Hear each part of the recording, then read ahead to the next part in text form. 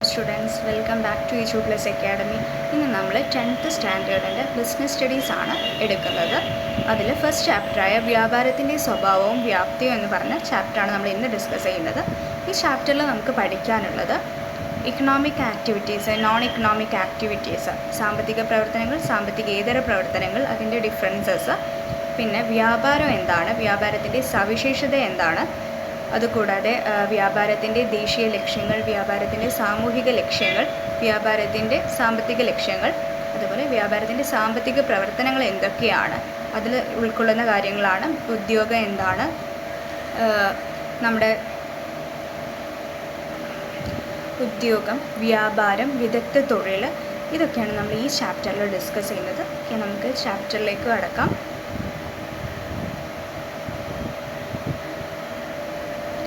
Okay, first നമ്മൾ discuss ചെയ്യുന്നത് സാമ്പത്തിക പ്രവർത്തനങ്ങളും സാമ്പത്തികേതര പ്രവർത്തനങ്ങളും എന്താണെന്നാണ്. എന്താണ് സാമ്പത്തിക പ്രവർത്തനങ്ങൾ എന്ന് പറഞ്ഞാൽ, നമുക്ക് മനുഷ്യൻ്റെ പ്രവർത്തനങ്ങളെ രണ്ടായിട്ട് തരംതിരിക്കാം. അതിലൊന്നാണ് സാമ്പത്തിക പ്രവർത്തനം, മറ്റൊന്നാണ് സാമ്പത്തികേതര പ്രവർത്തനവും. നമുക്കറിയാം, നമ്മളൊരു പ്രവർത്തനം നടത്തിയാൽ നമ്മുടെ കയ്യിൽ പണം വരുന്നുണ്ടെങ്കിൽ, പണവുമായി ബന്ധപ്പെട്ട പ്രവർത്തനങ്ങൾ നടക്കുകയാണെങ്കിൽ അതാണ് സാമ്പത്തിക പ്രവർത്തനങ്ങൾ എന്ന് പറയുന്നത്. പണവുമായി ബന്ധപ്പെട്ട പ്രവർത്തനങ്ങൾ, നമ്മുടെ കയ്യിലേക്ക് പണം കിട്ടുന്നതുണ്ട്, നമ്മുടെ എന്തെങ്കിലും ട്രാൻസാക്ഷൻസ് നടത്തി പണം നമ്മുടെ കയ്യിലെത്തുന്ന പ്രവർത്തനങ്ങളാണ് സാമ്പത്തിക പ്രവർത്തനങ്ങൾ എന്ന് പറയുന്നത്, പണവുമായി ബന്ധപ്പെട്ടുള്ള പ്രവർത്തനങ്ങൾ. അതുപോലെ സാമ്പത്തികേതര പ്രവർത്തനം എന്ന് പറഞ്ഞാൽ പണവുമായി ബന്ധമില്ലാത്ത പ്രവർത്തനങ്ങളാണ് സാമ്പത്തികേതര പ്രവർത്തനം. അവിടെ ഒരു പണമിടപാടോ കാര്യങ്ങളോ നടക്കുന്നില്ല. അതിന് എക്സാമ്പിൾ എന്തൊക്കെയാണ്? ഇപ്പോൾ നമ്മൾ റേഡിയോ കേൾക്കുക, അതേപോലെ പൂന്തോട്ടം നനയ്ക്കുക, എന്തെങ്കിലും ഗാർഡനിങ് ചെയ്യുക, ഇവയൊക്കെയാണ് പണവുമായി ബന്ധമില്ലാത്ത. അതിലൊക്കെ നമുക്ക് എന്തെങ്കിലും പണം നമ്മൾ ഇറക്കുന്നുണ്ടോ? ഇല്ലല്ലോ. നമുക്കതൊരു മെൻ്റൽ സാറ്റിസ്ഫാക്ഷൻ എന്നൊക്കെ പറയാം. അത്തരത്തിലുള്ള രീതികളെയാണ് സാമ്പത്തികേതര പ്രവർത്തനങ്ങൾ എന്ന് പറയാം. ഇവിടെ നമുക്ക് നോക്കാം, സാമ്പത്തിക പ്രവർത്തനങ്ങളും സാമ്പത്തികേതര പ്രവർത്തനങ്ങളും തമ്മിലുള്ള വ്യത്യാസം എന്താണെന്ന് നോക്കാം. സാമ്പത്തിക പ്രവർത്തനങ്ങൾക്ക് ലാഭം നേടലാണ് അതിൻ്റെ മെയിൻ മോട്ടീവ് എന്ന് പറയുന്നത്. പ്രോഫിറ്റ് മേക്കിംഗ് ആണ് സാമ്പത്തിക പ്രവർത്തനത്തിൻ്റെ മെയിൻ മോട്ടീവ്, അഥവാ ലാഭം നേടൽ. അതുപോലെ നെക്സ്റ്റ് പോയിന്റ് നോക്കുക, ധനം, സ്വത്ത് എന്നിവ ആർജിക്കാൻ സഹായിക്കുക. ഇതാണ് സാമ്പത്തിക പ്രവർത്തനങ്ങളുടെ പോയിന്റ്സ്. നമുക്ക് നോക്കാം, സാമ്പത്തികേതര പ്രവർത്തനങ്ങൾ എന്ന് പറഞ്ഞാൽ എന്താണ്? സാമൂഹികവും മാനസികവുമായ സംതൃപ്തി നേടൽ. ഓക്കെ, ഒരു സാറ്റിസ്ഫാക്ഷനാണ് സാമ്പത്തികേതര പ്രവർത്തനം. നമുക്കിപ്പോൾ റേഡിയോ കേൾക്കുന്നു, നമ്മൾ പാട്ട് കേൾക്കുന്നു, നമ്മൾ ഗാർഡനിങ് ചെയ്യുന്നു, ഇതൊക്കെ നമുക്ക് സാമൂഹികവും മാനസികവുമായ സംതൃപ്തിയാണ് നേടുന്നത്. അവിടെ നമുക്കൊരു കയ്യിൽ ക്യാഷ് കിട്ടുന്നോ കാര്യങ്ങളൊന്നുമില്ല. അതുപോലെ സംതൃപ്തി, സന്തോഷം എന്നിവ നേടാൻ സഹായിക്കുകയാണ് സാമ്പത്തികേതര പ്രവർത്തനങ്ങൾ കൊണ്ട് ഉദ്ദേശിക്കുന്നത്. നെക്സ്റ്റ് നമ്മൾ നോക്കുന്നത് വ്യാപാരം എന്നതുകൊണ്ട് എന്താണ് ഉദ്ദേശിക്കുന്നതെന്നാണ്. വ്യാപാരം എന്ന പദത്തെ നിർവചിക്കുക. പണത്തിനു വേണ്ടി ഉൽപ്പന്നങ്ങളും സേവനങ്ങളും ഉൽപ്പാദിപ്പിക്കുന്നതോ വിൽക്കുന്നതോ ആയ ജോലിയെയാണ് വ്യാപാരം എന്നതുകൊണ്ട് ഉദ്ദേശിക്കുന്നത്. ലാഭം നേടുക എന്ന പ്രധാന ലക്ഷ്യം മുൻനിർത്തിയാണ് ഈ പ്രവർത്തനങ്ങൾ പതിവായി ചെയ്യുന്നത്. ഖനനം, ഉൽപ്പാദനം, കച്ചവടം, ഗതാഗതം, സംഭരണം, ബാങ്കിങ്, ഇൻഷുറൻസ് എന്നിവ വ്യാപാര പ്രവർത്തനങ്ങൾക്ക് പ്രധാനമാണ്. ഓക്കെ, പണത്തിന് വേണ്ടിയിട്ടാണ് നമ്മുടെ ഇവിടെ ഉൽപ്പന്നങ്ങളും സേവനങ്ങളും ഒക്കെ ഉൽപ്പാദിപ്പിക്കുന്നതും വിൽക്കുന്നതും ആയ ജോലിയെ വ്യാപാരം എന്നതുകൊണ്ട് ഉദ്ദേശിക്കുന്നത്. ബിസിനസ്, ഈ ബിസിനസ്സിനെയാണ് നമ്മൾ വ്യാപാരം എന്നുകൊണ്ട് ഉദ്ദേശിക്കുന്നത്. ഇതിൽ നമ്മൾ ട്രാൻസാക്ഷൻസ് നടക്കുന്നു, അത് എന്തിനു വേണ്ടിയിട്ട്? ലാഭം നേടുക, പ്രോഫിറ്റ് മേക്കിങ്ങിന് വേണ്ടിയിട്ടാണ്. അവരുടെ പ്രധാന ലക്ഷ്യം മുൻനിർത്തിയിട്ടാണ് ഈ പ്രവർത്തനങ്ങൾ ഇവർ പതിവായി ചെയ്യുന്നത്. ഈ പതിവായി ചെയ്യുന്ന കാര്യങ്ങളാണ് നമ്മൾ വ്യാപാരം എന്നതും കൊണ്ട് ഉദ്ദേശിക്കുന്നത്. ഇതിന് എക്സാമ്പിൾസ് എന്തൊക്കെയാണ്? ഉൽപ്പാദനം, കച്ചവടം, ഗതാഗതം, സംഭരണം, ബാങ്കിങ്, ഇൻഷുറൻസ് എന്നിവയൊക്കെ വ്യാപാര പ്രവർത്തനങ്ങളിൽ പ്രധാനമാണ്. ഓക്കെ, ഇനി നമ്മൾ നെക്സ്റ്റ് വ്യാപാരത്തിൻ്റെ സവിശേഷതകൾ എന്തൊക്കെയാണെന്ന് നോക്കാം. ഉൽപ്പന്നങ്ങളിലെ സേവനങ്ങളിലുള്ള ഇടപാട്, ഉൽപ്പന്നങ്ങളുടെയും സേവനങ്ങളുടെയും വിൽപ്പനയും കൈമാറ്റവും, നിക്ഷേപം ആവശ്യം, ലാഭ സമ്പാദന ലക്ഷ്യം. ഓക്കെ, വരുമാനത്തിൻ്റെ നഷ്ടസാധ്യതയും അനിശ്ചിതത്വവും ഉൾപ്പെട്ടിരിക്കുന്നു. അപ്പോൾ ഇതൊക്കെയാണ് വ്യാപാരത്തിൻ്റെ സവിശേഷത എന്ന് പറയുന്നത്. ഉൽപ്പന്നങ്ങളിലെ സേവനങ്ങളിലുള്ള ഇടപാട്, അതുപോലെ ഉൽപ്പന്നങ്ങളുടെയും സേവനങ്ങളുടെയും വിൽപ്പനയും കൈമാറ്റവും, നിക്ഷേപ ആവശ്യമാണ്. ഇപ്പോൾ ഒരു ബിസിനസ് തുടങ്ങാൻ, ഒരു വ്യാപാരം, നമ്മളൊരു ബിസിനസ് ആളുകൾക്ക് ഒരു ബിസിനസ് തുടങ്ങാൻ വേണ്ടിയിട്ട് അവർ ആദ്യം നിക്ഷേപം ആവശ്യമാണ്, അവർക്കൊരു ക്യാപിറ്റൽ ആവശ്യമാണ്. അല്ലാതെ നമുക്ക് ഒരു ബിസിനസ് ചെയ്യാൻ പറ്റില്ല. അവരുടെ പ്രധാന ലക്ഷ്യം എന്താണ്? ഒരു വ്യാപാരത്തിൻ്റെ, ഒരു കച്ചവടക്കാരുടെ, ഒരു ബിസിനസ്സുകാരുടെ ഒരു പ്രധാന ലക്ഷ്യം എന്താണ്? ലാഭം, പ്രോഫിറ്റ് മേക്കിംഗ് ആണ്. അതുപോലെ അവർക്ക് സേവനങ്ങളിലുള്ള ഇടപാട്, ഉൽപ്പന്നങ്ങളിലെ സേവനങ്ങളിലുള്ള ഇടപാടാണ് അവർ നടത്തുന്നത്. സാധനങ്ങളോ സേവനങ്ങളോ ആളുകളിലേക്ക് എത്തിക്കുകയാണ് ചെയ്യുന്നത്. അതുപോലെ ഉൽപ്പന്നങ്ങളുടെയും സേവനങ്ങളുടെയും വിൽപ്പനയും കൈമാറ്റവും അവിടെ നടക്കുന്ന പ്രധാന കാര്യങ്ങൾ എന്താണ്? ആളുകൾക്ക് സാധനങ്ങളോ സേവനങ്ങളോ എത്തിക്കുകയാണ് ചെയ്യുന്നത്. ഒന്നെങ്കിൽ പ്രൊഡ്യൂസ് ചെയ്യുന്നു, അത് ഓരോ സേവനങ്ങളായിട്ടും ഗുഡ്സായിട്ടും സർവീസസ് ആയിട്ടും ഒക്കെ ആളുകളിലേക്ക് എത്തിക്കുന്നു, കൈമാറ്റം നടത്തുന്നു. ഇതൊക്കെയാണ് വ്യാപാരത്തിൻ്റെ സവിശേഷത അഥവാ ബിസിനസ്സുകളുടെ സവിശേഷതകൾ. അതിന് എന്തൊക്കെയാണ് ആവശ്യം? ലാഭമാണ് അവരുടെ പ്രധാന ലക്ഷ്യം, അത് ഇമ്പോർട്ടൻ്റ് ആണ്. ലാഭമാണ് പ്രധാന ലക്ഷ്യം. നിക്ഷേപം ആവശ്യമാണ്. അതുപോലെ സേവനങ്ങളിലുള്ള ഇടപാടുകൾ, ഉൽപ്പന്നങ്ങളുടെയും സേവനങ്ങളുടെയും വിൽപ്പനയും കൈമാറ്റവും, ഈ ഒരു പ്രക്രിയയാണ് വ്യാപാരത്തിൽ നടക്കുന്നത്. അതുപോലെ തന്നെ വരുമാനത്തിൻ്റെ നഷ്ടസാധ്യതയും അനിശ്ചിതത്വവും ഉൾപ്പെട്ടിരിക്കുന്നു. വരുമാനത്തിന് നഷ്ടസാധ്യത ഉണ്ടാവും. എല്ലാ ബിസിനസ്സും എപ്പോഴും പ്രോഫിറ്റബിൾ ആയിരിക്കില്ല, അതിന് നഷ്ടസാധ്യത ഉണ്ടാവും. ഓക്കെ, ഇതൊക്കെയാണ് വ്യാപാരത്തിൻ്റെ സവിശേഷത എന്ന് പറയുന്നത്. ഇനി നെക്സ്റ്റ് നമ്മൾ ഡിസ്കസ് ചെയ്യുന്നത് വിദഗ്ധ തൊഴിൽ എന്താണെന്നാണ്. എന്താണ് വിദഗ്ധ തൊഴിൽ അഥവാ പ്രൊഫഷൻ എന്താണ്? പ്രത്യേക പരിജ്ഞാനവും പരിശീലനവും ആവശ്യമായി വരുന്ന തൊഴിലിനെയാണ് വിദഗ്ധ തൊഴിൽ എന്ന് പറയുന്നത്. വിദഗ്ധ തൊഴിലിൽ ഏർപ്പെട്ടിരിക്കുന്നവരെ പ്രൊഫഷണൽ എന്ന് പറയും. വിദഗ്ധ തൊഴിലിൻ്റെ പ്രാഥമിക ലക്ഷ്യം സേവനം നൽകുക എന്നുള്ളതാണ്. ഏതൊരു വിദഗ്ധ തൊഴിലും അതിൻ്റെ പ്രാതിനിധ്യ സംഘടനയാൽ നിയന്ത്രിക്കപ്പെടുന്നു. അതുകൊണ്ട് തന്നെ അവരുടെ ഒരു പെരുമാറ്റ സംഹിത ഉണ്ടായിരിക്കും. എന്തൊക്കെയാണ് വിദഗ്ധ തൊഴിൽ അഥവാ പ്രൊഫഷൻ്റെ എക്സാമ്പിൾസ് എന്തൊക്കെയാണ്? ഡോക്ടേഴ്സ്, ലോയേഴ്സ്, ടീച്ചേഴ്സ്, ഇതൊക്കെ വിദഗ്ധ തൊഴിലുകളാണ്. അത് വ്യാപാരത്തിനെ സംബന്ധിച്ചിടത്തോളം വളരെ ഡിഫറെൻ്റ് ആയിട്ടുള്ള കാര്യങ്ങളാണ്. ഓക്കെ, അതിൻ്റെ പ്രധാനപ്പെട്ട കാര്യം എന്താണ്? പ്രൊഫഷന് അതൊരു വ്യക്തിപരമായ വിദഗ്ധ സേവനങ്ങൾ പ്രതിഫലം പറ്റി നൽകുന്ന കാര്യമാണ്. അതുപോലെ ജോലി എന്താണെന്ന് തീരുമാനിക്കാനുള്ള അവകാശം ആ വിദഗ്ധ തൊഴിൽ അവരുടെ പ്രൊഫഷണൽ ആയിട്ടുള്ള ആളുകൾക്ക് ഉണ്ട്. ഓക്കെ, നേരെ മറിച്ച് വ്യാപാരത്തിൻ്റെ കാര്യത്തിലോ അതൊരു പണത്തിന് വേണ്ടി ഉൽപ്പന്നങ്ങളെയും സേവനങ്ങളെയും ഇടപാടുകാർക്ക് നൽകുന്നൊരു പ്രക്രിയയാണ്. ഓക്കെ, അപ്പോൾ വിദഗ്ധ തൊഴിൽ എന്ന് പറഞ്ഞാൽ പ്രൊഫഷനാണ്. അതൊരു വ്യക്തിപരമായ വിദഗ്ധ സേവനങ്ങൾ പ്രതിഫലം പറ്റി നൽകുന്നൊരു കാര്യമാണ്. അപ്പോൾ ജോലി എന്താണെന്ന് തീരുമാനിക്കാനുള്ള അവകാശവും ഒരു വിദഗ്ധ തൊഴിലുകൾക്കുണ്ട്. നെക്സ്റ്റ് നമ്മൾ എന്താണ് പറയാൻ ഉദ്ദേശിക്കുന്നത്? ഉദ്യോഗം എന്താണെന്ന് നോക്കാം. എന്താണ് ഉദ്യോഗം? ഒരാൾ മറ്റൊരാൾക്ക് വേണ്ടി സ്ഥിരമായി ജോലി ചെയ്യുകയും അതിന് പ്രതിഫലമായി കൂലിയോ ശമ്പളമോ ലഭിക്കുകയും ചെയ്യുന്നതിനെ ഉദ്യോഗം എന്ന് പറയാം. ജോലിയിൽ ഏർപ്പെട്ടിരിക്കുന്നവർ അവർ ചെയ്യേണ്ട ജോലി, ജോലി സമയം, കൂലി അല്ലെങ്കിൽ ശമ്പളം, മറ്റു സൗകര്യങ്ങൾ എന്നിവ സംബന്ധിച്ച് ചില വ്യവസ്ഥകൾക്കും നിബന്ധനകൾക്കും വിധേയരാണ്. ഇവ തീരുമാനിക്കുന്നത് ജോലി നൽകുന്നവരാണ്. ഇതാണ് ഉദ്യോഗം എന്ന് പറയുന്നത്. അപ്പോൾ എന്തൊക്കെയാണ് മനുഷ്യന്മാരുടെ ചെയ്യുന്ന സാമ്പത്തിക പ്രവർത്തനങ്ങൾ എന്തൊക്കെയാണ്? വ്യാപാരം നടത്തുന്നു, വിദഗ്ധ തൊഴിലിൽ ഏർപ്പെടുന്നു, ഉദ്യോഗം ചെയ്യുന്നു. അപ്പം കോമൺ ആയിട്ട് നമ്മൾ കാണുന്നത് എല്ലാവരും ഉദ്യോഗസ്ഥരാണ്. അപ്പോൾ അവർ മറ്റൊരാളുടെ കീഴിലാണ് സ്ഥിരമായി ജോലി ചെയ്യുന്നത്. അതിന് പ്രതിഫലമായിട്ട് അവർക്ക് എന്താണ് ലഭിക്കുന്നത്? ഒന്നുകിൽ കൂലിയോ ഡെയിലി വേജസോ അല്ലെങ്കിൽ മന്ത്ലി സാലറി ആയിട്ടോ ലഭിക്കുന്ന ഒരു ഉദ്യോഗം എന്ന് പറയാം. ഈ ജോലിയിൽ ഏർപ്പെട്ടിരിക്കുന്നവർ അവർ ചെയ്യേണ്ട ജോലി, ജോലി സമയം, കൂലി അല്ലെങ്കിൽ ശമ്പളം ഒക്കെ മറ്റ് സൗകര്യങ്ങൾ എന്നിവ സംബന്ധിച്ച ചില വ്യവസ്ഥകൾക്കും നിബന്ധനകൾക്കും വിധേയരാണ്. ഇപ്പോൾ ഒരു ഓഫീസിൽ ഒരാൾ വർക്ക് ചെയ്യുകയാണെങ്കിൽ അത് അവരുടെ മാനേജേഴ്സ് കുറേ റൂൾസും കാര്യങ്ങളും വയ്ക്കും. ആ ഒരു ഗൈഡ് ലൈൻസിലാണ് അവർ മുന്നോട്ട് പോയിക്കൊണ്ടിരിക്കുക. ഓക്കെ, ഇതാണ് ഉദ്യോഗം എന്ന് പറയുന്നത്. അതൊരു 9 to 5 ജോബ് ആയിക്കോട്ടെ, ഏതൊരു ജോബിനാണെങ്കിലും അതിൻ്റെ അണ്ടറിൽ വർക്ക് ചെയ്യുന്ന ആൾക്കാർ കുറേ നിബന്ധനകൾക്ക് വിധേയരാണ്. അതൊക്കെ തീരുമാനിക്കുന്നത് ആരാണ്? ആ ജോലി നൽകുന്നവരാണ് ഇതൊക്കെ തീരുമാനിക്കുന്നത്. അപ്പം നമ്മളിപ്പോൾ ഇവിടെ വ്യാപാരം എന്താണെന്ന് നോക്കി, ഉദ്യോഗം എന്താണെന്ന് നോക്കി, വിദഗ്ധ തൊഴിൽ എന്താണെന്ന് നോക്കി. ഓക്കെ, നെക്സ്റ്റ് നമ്മൾ ഡിസ്കസ് ചെയ്യുന്നത് വ്യാപാരത്തിൻ്റെ സാമ്പത്തിക ലക്ഷ്യങ്ങളാണ്. എന്താണ് വ്യാപാരത്തിൻ്റെ സാമ്പത്തിക ലക്ഷ്യങ്ങൾ കൊണ്ട് ഉദ്ദേശിക്കുന്നത്? ലാഭം നേടൽ.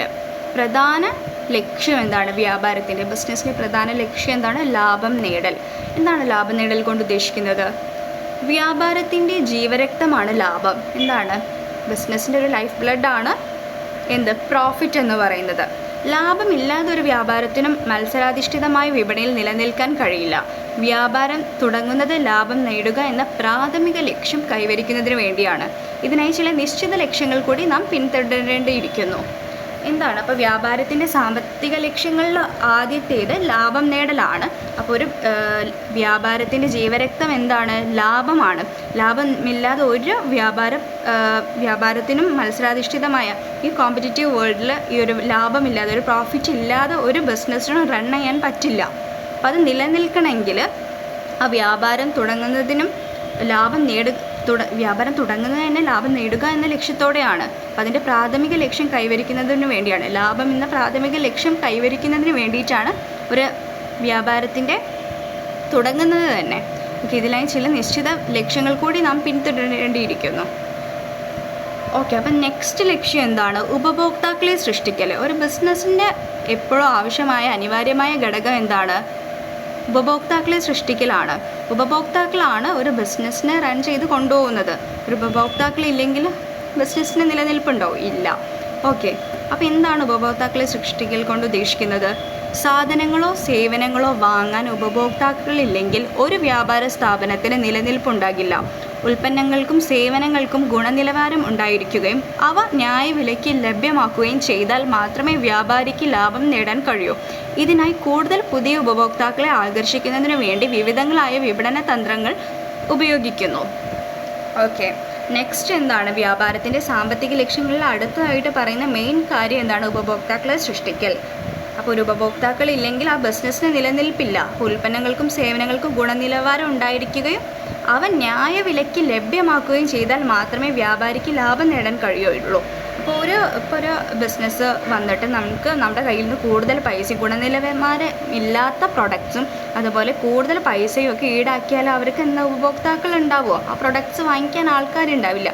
ഇത് നല്ല ഗുണനിലവാരത്തിലും അതുപോലെ ന്യായമായ വിലയ്ക്കും ഒക്കെ സാധനങ്ങളോ സേവനങ്ങളോ ലഭ്യമാക്കിയാലാണ് കൂടുതൽ ഉപഭോക്താക്കളെ സൃഷ്ടിക്കാനും കഴിയുക, കൂടുതൽ ഉപഭോക്താക്കൾ നിലനിൽക്കുകയും ചെയ്യുള്ളൂ. അവരുടെ പ്രൊഡക്ട്സിന് വേണ്ടിയിട്ട് എല്ലാവരും വെയിറ്റ് ചെയ്യുള്ളൂ. നല്ല രീതിയിൽ പ്രവർത്തിച്ചാൽ. ഓക്കെ, അപ്പോൾ ഇതാണ് വ്യാപാരത്തിൻ്റെ രണ്ട് സാമ്പത്തിക ലക്ഷ്യങ്ങൾ: ലാഭം നേടലും ഉപഭോക്താക്കളെ സൃഷ്ടിക്കലും. നെക്സ്റ്റ് നമുക്ക് വ്യാപാരത്തിൻ്റെ സാമൂഹിക ലക്ഷ്യങ്ങൾ എന്താണെന്ന് നോക്കാം. എന്താണ് വ്യാപാരത്തിൻ്റെ സാമൂഹിക ലക്ഷ്യങ്ങളെ കൊണ്ട് ഉദ്ദേശിക്കുന്നത്? സമൂഹത്തിൻ്റെ ഗുണത്തിനു വേണ്ടി അഭിലഷണീയമായി നേരിടേണ്ട വ്യാപാര ലക്ഷ്യങ്ങളാണ് സാമൂഹിക ലക്ഷ്യങ്ങൾ എന്ന് പറയുന്നത്. വ്യാപാരത്തിൻ്റെ സാമൂഹിക ലക്ഷ്യങ്ങൾ ഇവയാണ്. എന്തൊക്കെയാണെന്ന് നോക്കാം. മേന്മയുള്ള ഉൽപ്പന്നങ്ങളും സേവനങ്ങളും പ്രദാനം ചെയ്യുക. നെക്സ്റ്റ് വൺ, ഏറ്റവും നല്ല ഗുണമേന്മയുള്ള ഉൽപ്പന്നങ്ങൾ ഉൽപ്പാദിപ്പിക്കുകയും അവ ശരിയായ സമയത്ത് ശരിയായ വിലയ്ക്ക് വിതരണം ചെയ്യുകയുമായിരിക്കണം വ്യാപാരത്തിൻ്റെ ലക്ഷ്യം. നെക്സ്റ്റ്, മാന്യവും സത്യസന്ധവുമായ വ്യാപാര രീതികൾ പിന്തുടരുക. ഓക്കെ, ഒരു ബിസിനസ്സിനെ സംബന്ധിച്ചിടത്തോളം ആ ബിസിനസ്സിന് കുറച്ച് സാമൂഹികമായിട്ട് കുറച്ച് ലക്ഷ്യങ്ങൾ നിറവേറ്റേണ്ടതുണ്ട്. അപ്പോൾ അതൊരു കടപ്പെട്ടിരിക്കുകയാണ്. സാമൂഹികമായിട്ട് ഒരു ബിസിനസ് സംരംഭം, ഒരു വ്യാപാരം കടപ്പെട്ടിരിക്കുകയാണ്. ഓക്കെ, അപ്പോൾ ആ സമൂഹത്തിനോട് അതിന് കുറച്ച് ഉത്തരവാദിത്തങ്ങൾ നിറവേറ്റേണ്ടതുണ്ട്. അതെന്തൊക്കെയാണ്? മേന്മയുള്ള ഉൽപ്പന്നങ്ങളും സേവനങ്ങളും പ്രദാനം ചെയ്യുക. എന്നാലേ അവർക്ക് കസ്റ്റമേഴ്സ് ഉണ്ടാവുകയുള്ളൂ. അതുകൂടാതെ അവർക്ക് പ്രോഫിറ്റ് ഉണ്ടാവണമെങ്കിലും എല്ലാം നല്ല ഉൽപ്പന്നങ്ങളും സേവനങ്ങളും അവർ പ്രദാനം ചെയ്യണം. ഓക്കെ, അവരുടെ പ്രൊഡക്ട്സിലും സർവീസസിലും ഒന്നും ഒരു കോംപ്രമൈസ് ഉണ്ടാവരുത്. നല്ല രീതിയിലുള്ള ഒരു പ്രവർത്തനം കാഴ്ചവെച്ചാലേ അവരുടെ ബിസിനസ്സിന് നിലനിൽപ്പും ലാഭകരമാവുള്ളൂ. അപ്പോൾ ഇതൊരു സാമൂഹിക ലക്ഷ്യമാണ് വ്യാപാരത്തിൻ്റെ, മേന്മയുള്ള ഉൽപ്പന്നങ്ങളും സേവനങ്ങളും പ്രദാനം ചെയ്യുക എന്നത്. നെക്സ്റ്റ് വൺ എന്താണ്? ഏറ്റവും നല്ല ഗുണമേന്മയുള്ള ഉൽപ്പന്നങ്ങൾ ഉൽപ്പാദിപ്പിക്കുകയും അവ ശരിയായ സമയത്ത് ശരിയായ വിലയ്ക്ക് വിതരണം ചെയ്യുകയുമായിരിക്കണം വ്യാപാരത്തിൻ്റെ അടുത്ത ലക്ഷ്യം. നല്ല ഗുണമേന്മയുള്ള പ്രൊഡക്റ്റ് ആയിരിക്കണം. അതുപോലെ അത് ഉൽപ്പാദിപ്പിക്കുന്നതും അത് ശരിയായ സമയത്ത് ശരിയായ വിലയ്ക്ക്. അന്യായമായ വിലയൊക്കെ ഈടാക്കിയാൽ ആരും വാങ്ങിക്കില്ല. അതൊരു സാമൂഹികമായിട്ട് ആൾക്കാരോട് ചെയ്യുന്നൊരു തെറ്റാണത്. അപ്പോൾ ആ ഒരു അഫോർഡബിളായിട്ട് എല്ലാ ആൾക്കാരെയും പരിഗണിച്ചുകൊണ്ട് അഫോർഡബിളായിട്ടൊരു സാധനം കൊടുത്താൽ അതിന് എന്ന് നിലനിൽപ്പും അതിന് ആൾക്കാർ വാങ്ങിക്കാനൊക്കെ ഉണ്ടാവുള്ളൂ. അപ്പോൾ അതൊരു സാമൂഹിക ലക്ഷ്യമാണ് ബിസിനസ്സിന്, വ്യാപാരത്തിനെ സംബന്ധിച്ചിട്ട്. ശരിയായ വിലയ്ക്ക് വിതരണം ചെയ്യുകയുമായിരിക്കണം വ്യാപാരത്തിൻ്റെ ലക്ഷ്യം. നെക്സ്റ്റ് വൺ എന്താണ്? മാന്യവും സത്യസന്ധവുമായ വ്യാപാര രീതികൾ പിന്തുടരുക. അവരുടെ ഒരു മാർക്കറ്റിംഗ് ടെക്നിക്സ് ആയിക്കോട്ടെ, എന്താണെങ്കിലും അതൊരു മാന്യമായിട്ടും സത്യസന്ധവുമായിട്ട് വ്യാപാര രീതികൾ പിന്തുടരണം.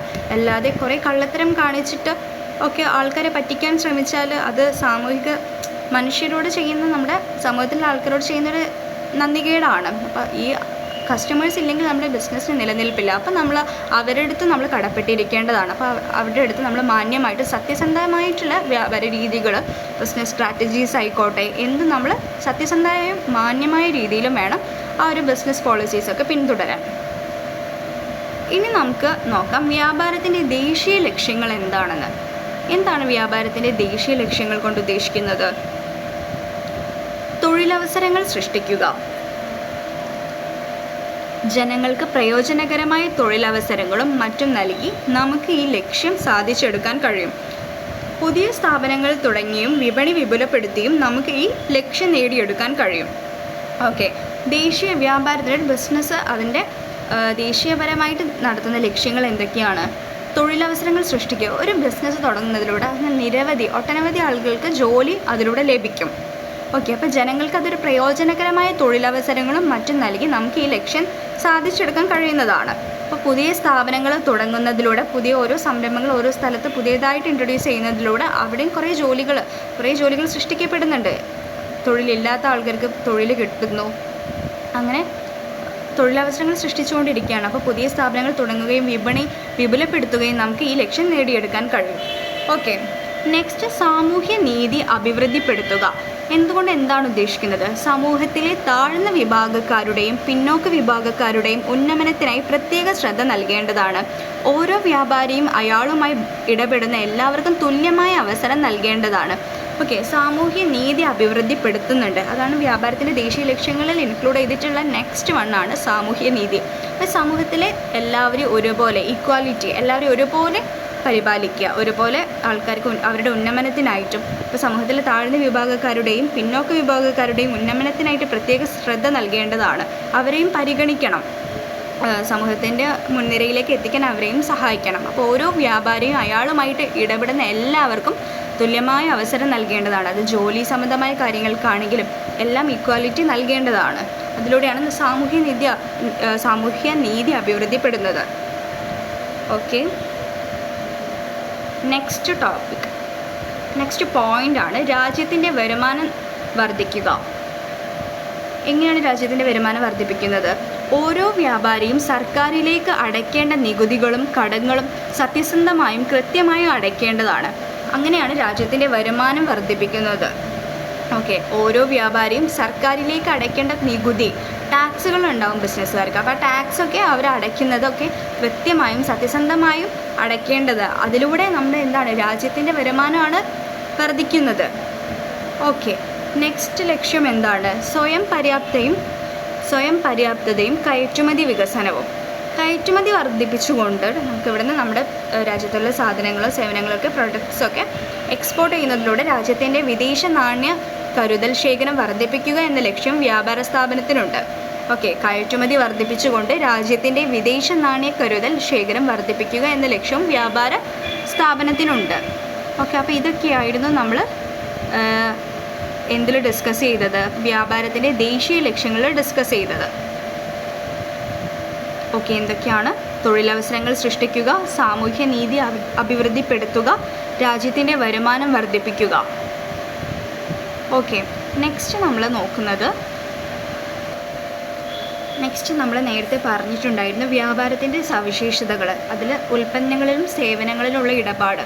അതുകൊണ്ട് എന്താണ് ഉദ്ദേശിക്കുന്നത്? നമ്മുടെ ഈ വ്യാപാരം നടത്തുന്ന വ്യക്തികൾ അതിൻ്റെ ഉൽപ്പന്നങ്ങളായിട്ടും സേവനങ്ങളും ഉൽപ്പാദിപ്പിക്കുന്നതും വിതരണം ചെയ്യുന്നതുമായി ബന്ധപ്പെട്ട പ്രവർത്തനങ്ങളിൽ ഏർപ്പെട്ടിരിക്കുന്നവരാണ്. അതൊരു വ്യാപാരത്തിൻ്റെ സവിശേഷതയാണ്. എല്ലാവർക്കും ഡയറക്റ്റ് കണക്ഷൻസ് ഉണ്ടാവും.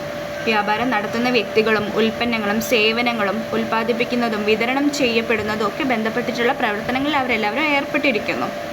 ഓക്കെ, നെക്സ്റ്റ് നമ്മൾ പറഞ്ഞിട്ടുണ്ടായിരുന്നു ഉൽപ്പന്നങ്ങളുടെയും സേവനങ്ങളുടെയും വിൽപ്പനയും കൈമാറ്റവും.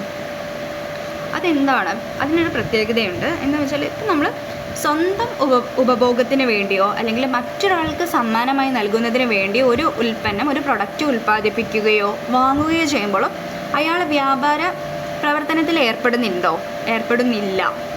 എന്നാൽ അതൊരു മറ്റൊരാൾക്ക് വേണ്ടിയിട്ട് വിൽക്കുക എന്നൊരു ഉദ്ദേശത്തോടെയാണ് ഉൽപ്പന്നം ഉൽപ്പാദിപ്പിക്കുക ചെയ്യുമ്പോഴാണ് അതൊരു വ്യാപാരം ആവുന്നത്.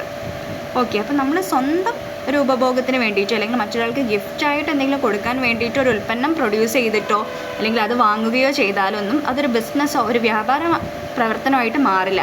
നേരെ മറിച്ചിട്ട് നമ്മളൊരു മറ്റൊരാൾക്ക് അത് വിൽക്കുകയോ അല്ലെങ്കിൽ അത് മറ്റൊരാൾക്ക് വിൽക്കുക എന്നൊരു ഉദ്ദേശത്തോടെ നമ്മളൊരു പ്രോഫിറ്റിന് വേണ്ടിയിട്ടാണ് ആ ഉൽപ്പന്നം ഉൽപ്പാദിപ്പിക്കുക ചെയ്യുമ്പോഴാണ് അതൊരു വ്യാപാരമായിട്ട് അതൊരു ബിസിനസ്സായിട്ട് മാറുന്നത്. ഓക്കെ, അതാണ് ഉൽപ്പന്നങ്ങളുടെയും സേവനങ്ങളുടെയും വിൽപ്പനയും കൈമാറ്റവും തമ്മിലുള്ളത്. അതൊരു സവിശേഷതയാണ് വ്യാപാരത്തിൻ്റെ. പിന്നെ അതുപോലെ അതൊരു സവിശേഷതയാണ് സാധനങ്ങളുടെയും സേവനങ്ങളുടെയും പതിവായ കൈമാറ്റം. ഒരു ഉൽപ്പന്നങ്ങൾ ഉൽപ്പാദിപ്പിക്കുക, വാങ്ങുക, വിൽക്കുക എന്നീ പ്രവർത്തനങ്ങൾ പതിവ് വ്യവസ്ഥയിൽ നടത്തിയിരിക്കണം. അല്ലാതെ എപ്പോഴെങ്കിലും ഒരു പ്രൊഡക്റ്റ് വാങ്ങുക, വിൽക്കുക അങ്ങനെ ഒരു കാര്യങ്ങളല്ല. അതൊരു ഫ്രീക്വൻ്റ്ലി നടക്കേണ്ട ഒരു കാര്യമാണ്, റിപ്പീറ്റഡ്ലി നടക്കേണ്ട ഒരു കാര്യമാണ്. ഉൽപ്പന്നങ്ങൾ ഉൽപ്പാദിപ്പിക്കുക, വാങ്ങുക, വിൽക്കുക എന്നീ പ്രവർത്തനങ്ങൾ പതിവ് വ്യവസ്ഥയിൽ നടത്തിയിരിക്കണം. സാധാരണയായിട്ട് ഒരൊറ്റ ഇടപാട് മാത്രം നടത്തുകയാണെങ്കിലൊന്നും അതിനൊരു വ്യാപാരമായിട്ട് കണക്കാക്കാൻ പറ്റില്ല. ഒരു എക്സാമ്പിൾ പറയുകയാണെങ്കിൽ, ഞാൻ എൻ്റെ കാറ് മറ്റൊരാൾക്ക് വിൽക്കുന്നു. അപ്പോൾ ഇതൊരു വ്യാപാരമായിട്ട് കണക്കാക്കാനാവില്ല. എനിക്കതൊരു ബിസിനസ്സോ കാര്യങ്ങളോ ഒന്നുമില്ല. ഞാനൊരു കാർ എൻ്റെ മറ്റൊരാൾക്ക് വിൽക്കുന്നു. അതൊരു ഒറ്റ പ്രാവശ്യം നടക്കുന്നൊരു കാര്യമാണ്.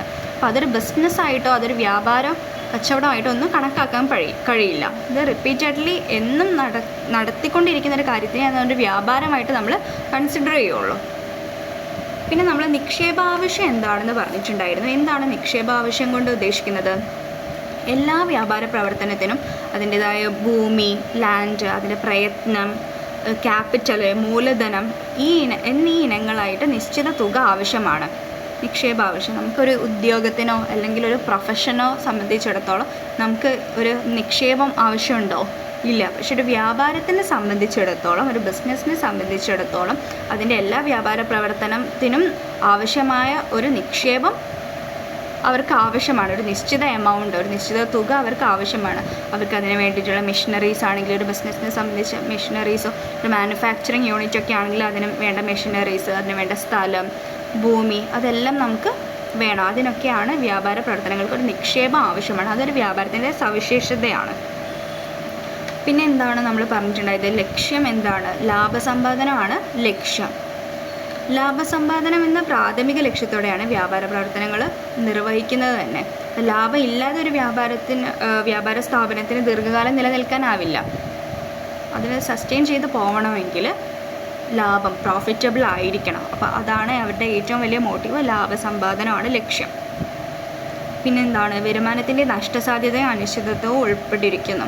അപ്പോൾ ഒരു ബിസിനസ്സുകാർക്ക് അറിയില്ല നാളെ അവരുടെ ബിസിനസ്സിന് എന്ത് സംഭവിക്കും, നാളെ എന്തായിരിക്കും അവിടെ ഫ്യൂച്ചറിൽ എന്താ ഉണ്ടാവുക, ഇത് പ്രോഫിറ്റബിൾ ആവുമോ അല്ലെങ്കിൽ ഇത് ലോസ് ആണോ. അപ്പോൾ ഇതിൻ്റെ നഷ്ടമൊന്നും നമുക്ക് എന്താണ് ആ ഒരു ബാധ്യതയാണ്. എന്ന് വെച്ചാൽ ഒന്നും നമുക്ക് കണക്ക് കൂട്ടാൻ പറ്റില്ല. നഷ്ടസാധ്യതയൊക്കെ അൺലിമിറ്റഡ് ആയിട്ട് നിൽക്കുന്ന കാര്യമാണ്. അതൊക്കെ എത്രത്തോളം നഷ്ടം നമുക്ക് സംഭവിക്കുന്നതാണ്, എത്രത്തോളം ലാഭം നമുക്ക് സംഭവിക്കും, എത്ര കഷ്ടപ്പാട് വരുന്നൊന്നും നമുക്ക് പറയാൻ പറ്റില്ല. അപ്പോൾ അത് വരുമാനത്തിലെ നഷ്ടസാധ്യതയും അനിശ്ചിതത്വവും ഒക്കെ അൺസർട്ടൈനാണ്, ഉൾപ്പെട്ടിരിക്കുന്നതാണ്. ഓക്കെ, അപ്പോൾ നമ്മൾ ഇത്രയാണ് ഇന്നത്തെ ചാപ്റ്ററിൽ ഡിസ്കസ് ചെയ്തിട്ടുണ്ടായത്. ഫസ്റ്റ് നമ്മൾ ഇക്കണോമിക് ആക്ടിവിറ്റീസ് എന്താണെന്ന് നോക്കി. ഇക്കണോമിക് ആക്ടിവിറ്റീസിനെ രണ്ടായിട്ട് ക്ലാസിഫൈ ചെയ്തിട്ടുണ്ട്. എന്തൊക്കെയാണ്? സാമ്പത്തിക പ്രവർത്തനം, സാമ്പത്തികേതര പ്രവർത്തനം. ഹ്യൂമൻ ആക്ടിവിറ്റീസിനെ രണ്ടായിട്ട് ക്ലാസിഫൈ ചെയ്തതാണ് സാമ്പത്തിക പ്രവർത്തനം, സാമ്പത്തികേതര പ്രവർത്തനം. അപ്പോൾ സാമ്പത്തിക പ്രവർത്തനം എന്ന് പറയുന്നത് എന്താണ് ഉദ്ദേശിക്കുന്നത്? സാമ്പത്തികമായിട്ട് പണവുമായി ബന്ധപ്പെട്ട പ്രവർത്തനങ്ങൾ നടക്കുകയാണെങ്കിൽ അത് സാമ്പത്തിക പ്രവർത്തനമായിട്ട് കൺസിഡർ ചെയ്യുള്ളൂ. അതേപോലെ സാമ്പത്തികേതര പ്രവർത്തനം എന്ന് പറഞ്ഞാൽ എന്താണ് നോക്കുക. സാമ്പത്തികേതര പ്രവർത്തനം എന്ന് പറഞ്ഞാൽ സാമൂഹികവും മാനസികവുമായ സംതൃപ്തി, സന്തോഷം എന്നിവ നേടാൻ സഹായിക്കുക. അതിന് എക്സാമ്പിൾസൊക്കെ എന്താണ്? നമ്മൾ ഇപ്പോൾ പൂന്തോട്ടത്തിൽ സമയം ചെലവഴിക്കുന്നത്, അതുപോലെ എന്തൊക്കെയാണ് റേഡിയോയിൽ പാട്ട് കേൾക്കുന്നു, അങ്ങനെയൊക്കെ ഓരോ പൂന്തോട്ടം നനയ്ക്കുക, അങ്ങനത്തെയൊക്കെ കാര്യങ്ങളാണ് നമ്മളിപ്പോൾ സാമ്പത്തികേതര പ്രവർത്തനം എന്ന് പറയുന്നത്. അത് പ്രത്യേകിച്ച് നമുക്ക് ക്യാഷായിട്ടൊന്നും കിട്ടുന്നില്ല, സാമ്പത്തികമായിട്ട് നമുക്ക് ഒരു നേട്ടവുമില്ല. പക്ഷെ നമ്മുടെ ഒരു മെൻ്റൽ സാറ്റിസ്ഫാക്ഷന് വേണ്ടിയിട്ട് ചെയ്യുന്ന കാര്യങ്ങളാണ് സാമ്പത്തികേതര പ്രവർത്തനം എന്ന് പറയുന്നത്. ഈ ഡിഫറൻസ് നോക്കുക. സാമ്പത്തിക പ്രവർത്തനങ്ങളും സാമ്പത്തികേതര പ്രവർത്തനങ്ങളും തമ്മിലുള്ള വ്യത്യാസങ്ങൾ നോക്കുക. പിന്നെ നമ്മൾ വിവിധതരം സാമ്പത്തിക പ്രവർത്തനങ്ങളെ പറ്റിയിട്ട് പറഞ്ഞിട്ടുണ്ടായിരുന്നു. അതിൽ ഫസ്റ്റ് വൺ വ്യാപാരം, വ്യാപാരം എന്താണ്? പണത്തിന് വേണ്ടി ഉൽപ്പന്നങ്ങളും സേവനങ്ങളും ഉൽപ്പാദിപ്പിക്കുകയോ അല്ലെ വാങ്ങുകയോ വിൽക്കുകയോ ആയ ജോലിയാണ് വ്യാപാരം എന്നതുകൊണ്ട് ഉദ്ദേശിക്കുന്നത്. നെക്സ്റ്റ് നമ്മൾ വ്യാപാരത്തിൻ്റെ സവിശേഷത പറഞ്ഞു. വിദഗ്ധ തൊഴിൽ എന്താണ്? പ്രൊഫഷൻ എന്താണ്? അതൊരു പ്രത്യേക പരിജ്ഞാനവും പരിശീലനവും ആവശ്യമായി വരുന്നൊരു തൊഴിലിനെയാണ് വിദഗ്ധ തൊഴിൽ എന്ന് പറയുന്നത്. ഓക്കെ, എക്സാമ്പിൾസ് എന്തൊക്കെയാണ്? ഡോക്ടേഴ്സ്, ലോയേഴ്സ്, ടീച്ചേഴ്സൊക്കെ വിദഗ്ധ തൊഴിൽ പ്രൊഫഷനാണ്. നെക്സ്റ്റ് നമ്മൾ പറഞ്ഞിട്ടുണ്ടായിരുന്നു ഉദ്യോഗം എന്താണ്? അതൊരു മറ്റൊരാൾക്ക് വേണ്ടിയിട്ട് സ്ഥിരമായി ജോലി ചെയ്യുകയും അതിന് പ്രതിഫലമായി കൂലിയോ ശമ്പളമോ ലഭിക്കുകയും ചെയ്യുന്നതിനെയാണ് ഉദ്യോഗം എന്ന് പറയുന്നത്. ഓക്കെ, അപ്പോൾ നമ്മൾ എന്താണ്, ഒരു 9 to 5 ജോബ്, ആരുടെയെങ്കിലും കീഴിൽ ജോലി ചെയ്യുന്ന എല്ലാം ഉദ്യോഗം തന്നെയാണ്. ഓക്കെ, അത് പ്രൈവറ്റ് സെക്ടർ ആയിക്കോട്ടെ ഗവൺമെൻറ് സെക്ടർ ആയിക്കോട്ടെ എല്ലാം ഉദ്യോഗത്തിൻ്റെ അണ്ടറിലാണ് വരുന്നത്. അപ്പോൾ അതിൻ്റെ ജോലി സമയവും കൂലിയും ശമ്പളവും ഒക്കെ എല്ലാം അവർ ചെയ്യുന്ന, അവർക്കൊരു ആളുണ്ടാവും, അവരുടെ കീഴിൽ വർക്ക് ചെയ്യുമ്പോൾ അവരെ സംബന്ധിച്ചിടത്തോളം എല്ലാ വ്യവസ്ഥകളും നിബന്ധനകൾക്കും വിധേയരാണ് അവർ. അപ്പോൾ ഉദ്യോഗം എന്താണെന്ന് പറഞ്ഞു. പിന്നെ വ്യാപാരത്തിൻ്റെ സാമ്പത്തിക ലക്ഷ്യങ്ങൾ നമ്മൾ പറഞ്ഞിട്ടുണ്ടായിരുന്നു. അത് ലാഭം നേടൽ, ഉപഭോക്താക്കളെ സൃഷ്ടിക്കലുമാണ് വ്യാപാരത്തിൻ്റെ സാമ്പത്തികമായിട്ടുള്ള ലക്ഷ്യങ്ങൾ. അതുപോലെ വ്യാപാരത്തിൻ്റെ സാമൂഹിക ലക്ഷ്യങ്ങൾ എന്ന് പറയുന്നത് എന്താണ്? മാന്യവും സത്യസന്ധവുമായ വ്യാപാര രീതികൾ പിന്തുടരണം, മേന്മയുള്ള ഉൽപ്പന്നങ്ങളും സേവനങ്ങളും പ്രദാനം ചെയ്യുക, പിന്നെ ഏറ്റവും നല്ല ഗുണമേന്മയുള്ള ഉൽപ്പന്നങ്ങൾ ഉൽപ്പാദിപ്പിക്കുകയും ശരിയായ സമയത്ത് ആളുകളിലേക്ക് വിതരണം ചെയ്യുകയും ചെയ്യുന്നതാണ് വ്യാപാരത്തിൻ്റെ ഒരു ലക്ഷ്യം. ഇതെന്താ? സമൂഹത്തിൻ്റെ ഗുണത്തിനു വേണ്ടി അഭിലഷണീയമായി നേരിടേണ്ടി വരുന്ന വ്യാപാര ലക്ഷ്യങ്ങളാണ് സാമൂഹിക ലക്ഷ്യങ്ങൾ എന്ന് പറയുന്നത്. പിന്നെ നമ്മൾ വ്യാപാരത്തിൻ്റെ ദേശീയ ലക്ഷ്യങ്ങൾ പറഞ്ഞു. അതിലെന്തൊക്കെയായിരുന്നു ഉണ്ടായത്? തൊഴിലവസരങ്ങൾ സൃഷ്ടിക്കുക, സാമൂഹ്യ നീതി അഭിവൃദ്ധിപ്പെടുത്തുക, നെക്സ്റ്റ് രാജ്യത്തിൻ്റെ വരുമാനം വർദ്ധിപ്പിക്കുക, സ്വയം പര്യാപ്തതയും കയറ്റുമതി വികസനവും ഒക്കെ എക്സ്പോർട്ട് ചെയ്യാം.